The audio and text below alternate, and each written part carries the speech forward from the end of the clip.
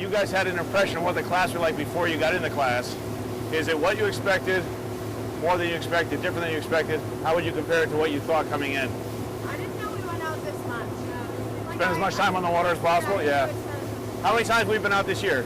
Been out 7 times? At least 7. 7 or 8 times we've been on the water. So, yeah, that's more. See, each year the class kind of gets more and more time on the water as we find more and more things to do out here. You're the first class in school history that's run their own lobster pots.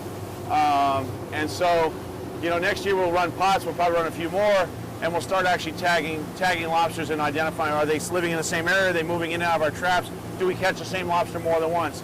Just like we tag striped bass or tag sharks, you start to mark fish and get a sense of the population. Because we see, most days we'll see 10 or 12 lobsters, so about 1 per pot average.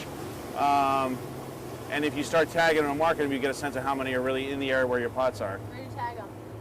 The easiest way to tag them is to do a small clip with a pair of scissors off a tail. So you just take, if they're a female, you have to put that notch in the back of the tail that shows she's a breeding female, so that anybody else that catches her has to release her by law. So if you tag just outside of that, the farthest out part of her tail, you can take the corner right off. It won't bother either, you know, a lobster at all. They don't get diseases or anything. You don't have to worry about that.